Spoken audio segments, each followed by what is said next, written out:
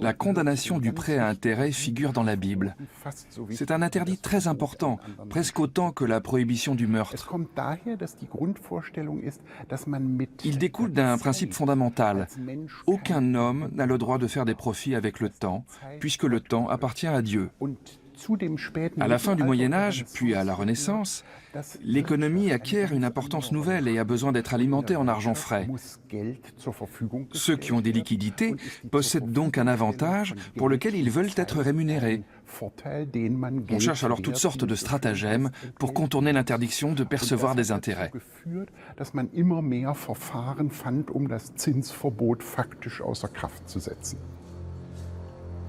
Au XVIe siècle, des ordonnances autorisent les bailleurs de fonds chrétiens à percevoir des intérêts sur les crédits qu'ils accordent. Le taux est limité à 4 ou 5%. Un changement important, car le secteur était jusqu'alors réservé aux prêteurs juifs. La petite ville d'Augsbourg, en Bavière, va devenir à cette occasion la métropole financière de l'époque, car elle est le siège de la maison Fugger. En quelques décennies, cette entreprise familiale étend ses activités à toute l'Europe. Ce développement est notamment assuré entre 1495 et 1525 par Jacob Fugger, qui devient l'acteur le plus influent d'Europe dans le commerce, l'industrie minière et la banque. Jacob Fugger mène ses activités à l'échelle mondiale. Les grands acteurs internationaux sont une autre nouveauté de la Renaissance. Il accorde des crédits aux princes et à l'Église et reçoit en échange des droits miniers, des privilèges commerciaux et des terres. À moyen terme, le retour sur investissement est colossal. Fugger finance l'État, pour aller vite. En échange, l'État lui donne la possibilité d'utiliser des terres, on peut même dire de les exploiter, dans des proportions complètement inédites. Comme il ne fait pas les choses à moitié, il investit des sommes considérables dans des terrains, des parcelles et des forêts qui appartiennent aujourd'hui encore à la fondation de la famille. Prenez le célèbre portrait de Jacob Fugger, peint par Albrecht Dürer. Mettez cet homme dans un costume sombre, ôtez-lui son couvre-chef doré et vous obtenez un PDG d'aujourd'hui. C'est sans aucun doute un manager extrêmement efficace, qui calcule tout froidement. Mais c'est aussi un chrétien repentant. La preuve, c'est qu'à partir de 1516, il fait construire dans sa ville natale d'Augsbourg une cité entière destinée aux plus pauvres, la célèbre Fuggerei. C'est un Crésus, un homme d'affaires qui enchaîne les succès, mais qui solde ses comptes avec Dieu pour garantir le salut de son âme. Cet aspect-là est très important. Pour l'homme d'affaires, l'engagement social va de pair avec l'entrepreneuriat. Officiellement fondée en 1521, la Fuggerei existe encore de nos jours, telle une portion de renaissance au cœur d'Augsbourg. Ce sont les plus anciens logements sociaux au monde, 67 petites maisons qui hébergent à l'heure actuelle 150 personnes. Les conditions d'accès n'ont pas changé depuis leur création. Pour prétendre habiter ici, il faut être augsbourgeois, catholique et de réputation honorable.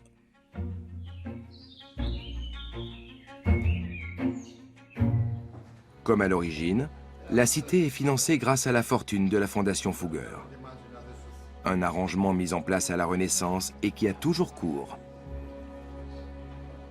Le loyer annuel n'a pas bougé non plus. 1 florin rhénan, soit aujourd'hui 88 centimes d'euros. Pour des logements de la Renaissance, les appartements de la Fuggerei sont plutôt vastes et luxueux.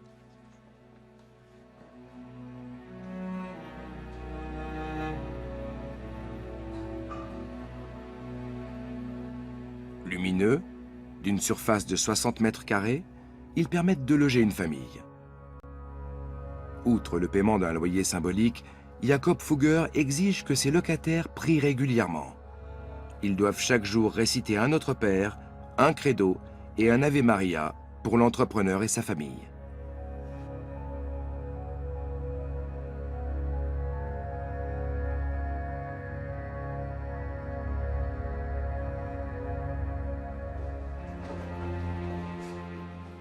Toutes ces prières devraient lui garantir l'entrée au paradis conformément aux croyances du Moyen-Âge. Par sécurité, Jakob Fugger ne s'arrête pas là et fait aussi construire une chapelle funéraire au nom de sa dynastie, intégrée à l'église Sainte-Anne d'Augsbourg. Son luxe reflète la place des Fugger dans la société. Des artistes de renom participent à sa réalisation, notamment Albrecht Dürer, qui conçoit les pierres tombales pour les deux frères de Jacob.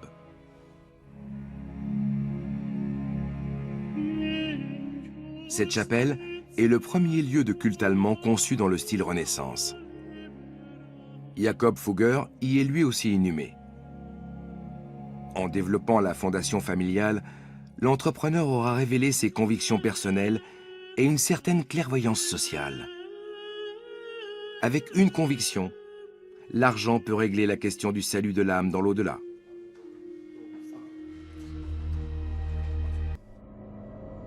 Les Fugger prospèrent aussi sur la peur de l'enfer et de ses supplices présentes dans toutes les têtes. L'Église s'octroie le pouvoir d'alléger ou de durcir la punition des damnés par autorité divine, mais les indulgences qu'elle accorde ne sont pas gratuites.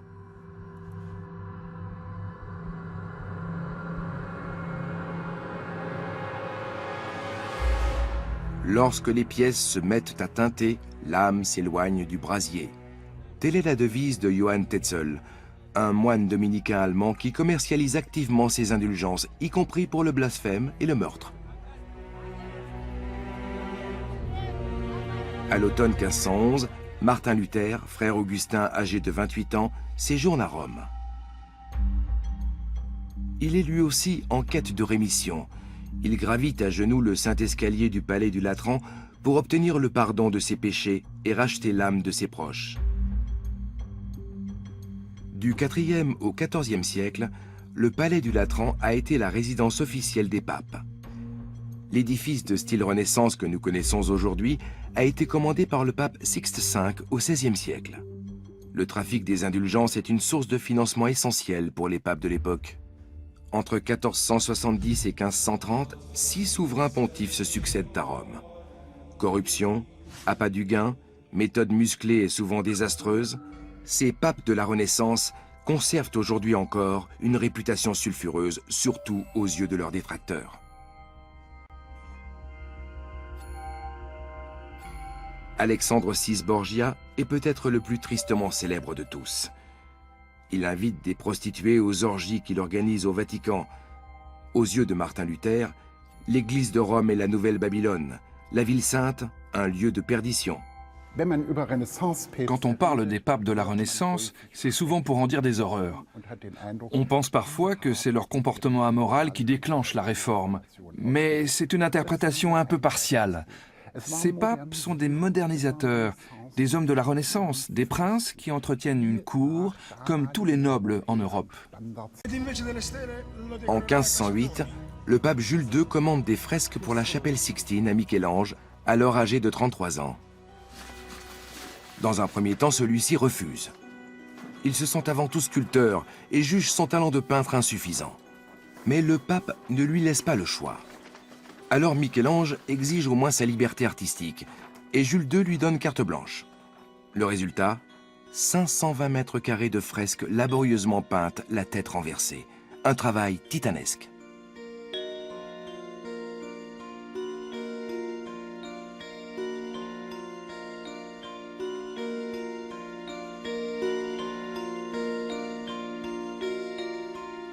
Avec la Joconde de Léonard de Vinci, ces fresques comptent parmi les œuvres les plus célèbres de la Renaissance, voire de toute l'histoire de l'art. La création d'Adam est sans doute le motif le plus reproduit au monde. Michel-Ange peint un dieu fondant sur les hommes comme une tempête.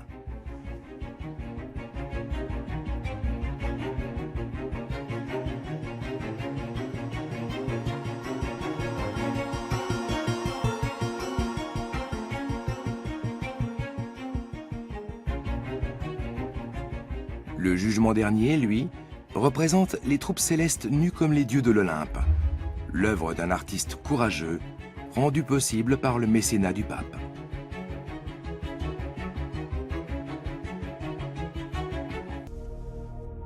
Jules II est surnommé le Terrible. À ses côtés, le bâtisseur Donato Bramante est quant à lui appelé le maître destructeur. Ensemble, ils impriment leur marque sur Rome. Le pape fait abattre des monuments, agrandir des places et réaménager des rues. C'est encore Jules II qui fait raser l'ancienne basilique édifiée par l'empereur Constantin, malgré les protestations de ses cardinaux. À la place, il veut faire élever la plus grande église du monde chrétien, Saint-Pierre de Rome. Comme d'autres, ce chef-d'œuvre a été financé par la peur qu'inspirent aux chrétiens les supplices de l'enfer. En effet, le pape Léon X développe à son tour le commerce des indulgences pour financer la construction de la basilique. Martin Luther est horrifié par la décadence qu'il découvre à Rome. Son voyage dans la ville éternelle est un tournant dans son existence. Il l'évoque à maintes reprises dans des écrits et des prêches ultérieurs. Le moine se met à pourfendre activement le trafic des indulgences, synonyme pour lui de la corruption et de la cupidité de l'Église et de ses papes. C'est l'un des points de départ de la Réforme.